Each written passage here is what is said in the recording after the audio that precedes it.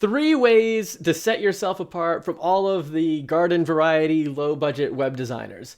I'm Lee Blue, and that is the topic for today.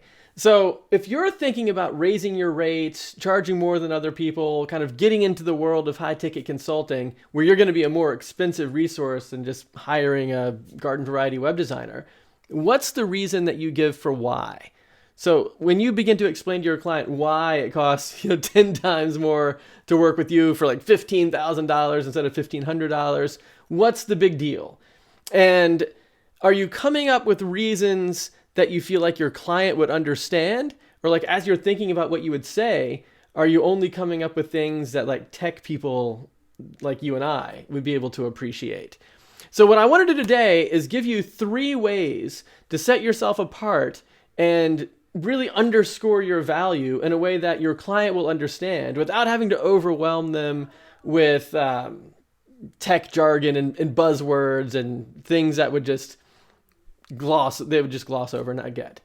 So that's the big idea for today. And the goal behind all of it is to win high ticket clients, because you're not going to be able to get into the six-figure income range by just cranking out cheap websites. And the primary reason for that is the price is too low and the volume is too high. So you can't go high volume, you need to go high ticket. So the problem, of course, with high volume is the cost of leads is just too high, it takes too long, it's too expensive, it's too time consuming to generate enough leads. Like if you're charging $1,000 or $15,000, even if you're charging $2,500 for websites and you want to get to like 10 grand a month, that's like a website every week, right? That's like four a month. That's too much. It's like, how do you build that many sites? How do you land that many clients? That's too much. So generating the leads is going to be a huge issue with going like high volume, like just cranking out more and more sites. So we got to go high ticket. But on top of that, it's like, your marketing budget's probably not on par with like Wix and Squarespace and Fiverr and Upwork and all the other groups of people that are targeting just small business in general. So like if you're out there saying, I just want to build websites for small businesses or startup businesses or something like that, and it's just this gigantic swath of potential clients, and you're just reaching out and competing against Wix and Squarespace and all these other people that are running Super Bowl ads and giant marketing budgets and everything, you can't land clients like that because your budget, my budget, our budgets just can't compete with that. And we're just a drop in the bucket. And even if you do get a lead, even if by a chance somebody clicks your ad or whatever, and you do get a lead, the expectation is going to be that your price is somewhat in line with these other cheaper prices. And so when you come out with a price that's, double or triple or 10 times more, then, you kind of just price yourself out of the market, and the client's like, I can't afford that. That's out of my league, whatever. So that's another reason. Nobody gets results from cheap websites, right? So they might get results later on, like they might be able to do something on their own and generate the results, but it's not because of you, because you didn't have the time to do anything. You just got to spin out a site as fast as you could. And so now, that's not satisfying for you. It's probably not getting results for them. So that's another reason not to go with the high volume approach. And the last reason is like, it's sort of a moral challenge, right? It's like, if you feel like the outcome for your client is roughly going to be the same if they went with Wix or Squarespace or a $500 website that they could get on, from a Facebook ad or on Fiverr, but you're going to charge $5,000. Well, is it even really a moral thing to do to put somebody into that kind of a situation? I mean, it's kind of like selling like a $5,000 mountain bike to a guy who just wants to ride the bike around his neighborhood. Is it a better bike than it would be if you just got a $500 bike to ride around the neighborhood? Yes, it obviously is, right? But is he really going to appreciate the benefits of the extra $4,500 you had to spend to upgrade to a high-end mountain bike when all you're really going to be doing in terms of the outcome of riding the bike is just, tootling around the neighborhood or whatever? And so that's kind of the idea here. It's like, if you're not going to be there to be able to do the marketing and leverage the benefits that you're going to be getting from this really nice, expensive website, and to the client, it's basically the same as if they had gotten a cheaper one, then how can you justify giving them the more expensive one and not just pointing them in the direction to save thousands and thousands of dollars? So for all of those reasons, we need to figure out a new way to approach the client. And the big idea behind going high ticket rather than high volume is to put an emphasis on the outcomes that you can help the client create. In order to create those outcomes, you need to be there to do it, right? So part of the reason your offer is high ticket is because they're hiring you for the whole year. Like you're going to work long term and do lead generation and marketing and business consulting. And you're going to use your tech skills to kind of implement all the things that you're talking about. So you're really doing two things at the same time, but you end up with these high ticket, long-term retainer style clients. And you need a way to communicate that value to your client without overwhelming them with a bunch of technical jargon that they don't understand.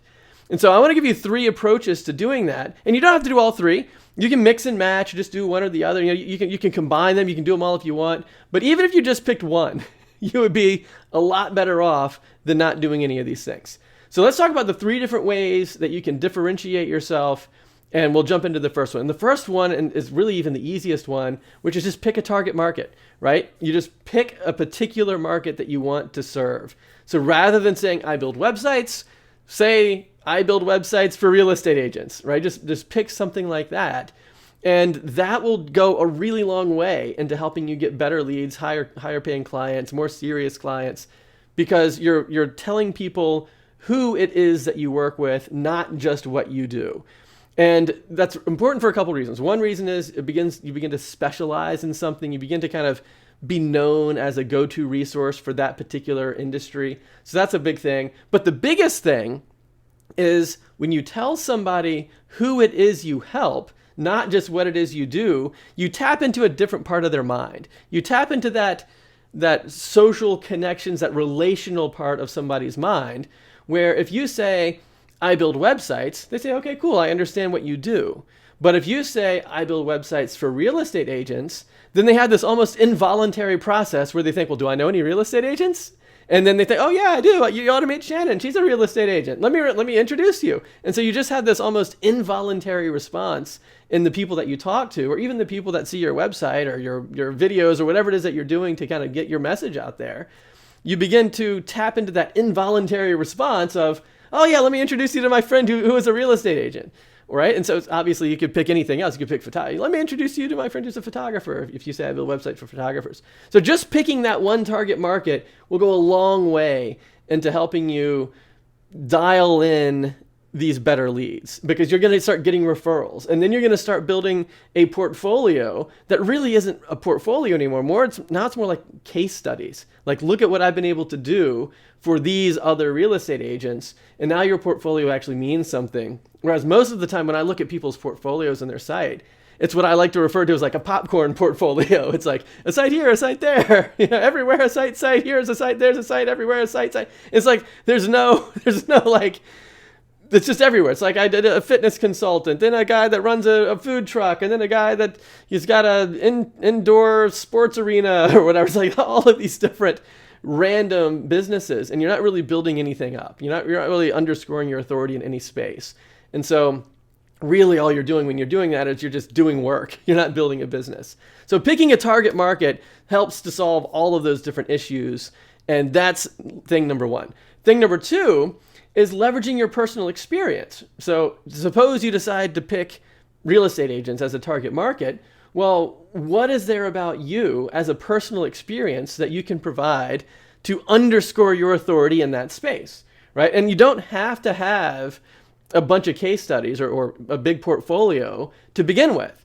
You can leverage your personal experiences. Like you could say, for example, I used to be a real estate agent for the last 5 years. And so I know the tools and the marketing that you need to do to land awesome real estate clients, to get listings, sell homes, get leads, all of that stuff. That's why I focus on real estate agents, because I used to be one. You can say, or my dad is one, or my brother is one, just whatever. It's like, if you're in the community in some way, by leveraging your personal experience, what you're doing is you're beginning to say, I'm an insider in your community, right? I'm not just an outsider web design guy doing whatever.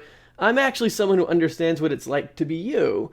And my personal experience is now underscoring the reason why you want to work with me, because I've got experience in this space that helps me specialize in it in a way that other people that don't have your personal experience wouldn't be able to tell that same kind of a story.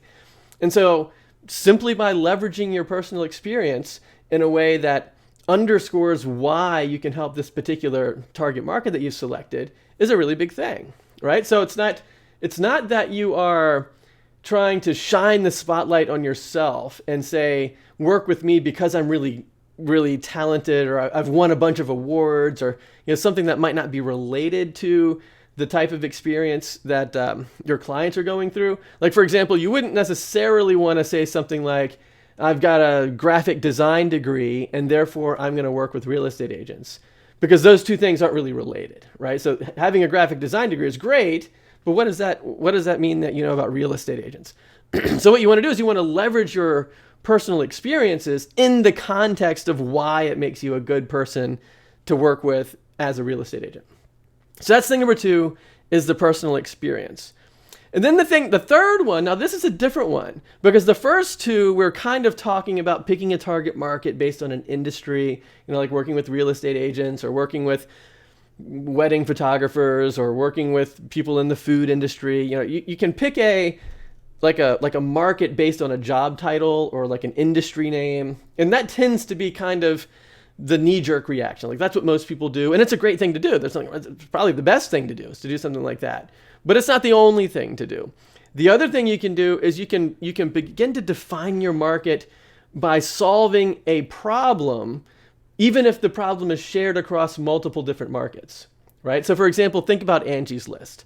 Angie's List is, that directory where you see, plumbers and home remodelers and electricians and, cleaning services and lawn care. It's like all of these different businesses are served by Angie's List. And so Angie's List is an example of a business that clearly has a very specific target market, but it's not defined by job titles. It's defined by solving a common problem. And the common problem is, how do I get local leads as a service professional, right? So like all of those job titles, like, plumbers and landscapers and, home remodelers and all of those local professionals, they're looking for local leads, right? You got to be near me. You got to be able to drive there. It's like those types of things. So it's solving that common problem. And that common problem is now shared across a wide variety of markets. So you can do that too. So you could say, maybe you are a specialist at accessibility. Like you can build websites and they're accessible, and you could say, I solve the problem of creating accessible websites for online stores who understand the importance of serving colorblind and visually impaired people. Right? So that would be a common problem that could be shared across a lot of different industries, but it's a really specific problem that you're the expert in, right? And so when you do that, and then you can leverage that with, why is it that you care about this, or what degrees do you have, or what credentials that support you? Like maybe you're certified in some way, or you have, I don't know, just whatever it is that puts you in that position. You can go back to the thing number 2 that we talked about with regard to like my personal experience that kind of underscores my authority in this space, and combine those two things together, right? So like you can take these 3 things and just do one. Just picking a target market is going to go a long way for you, because like we talked about, that you're tapping into that relational part of someone's mind where they almost involuntarily start sending leads to you.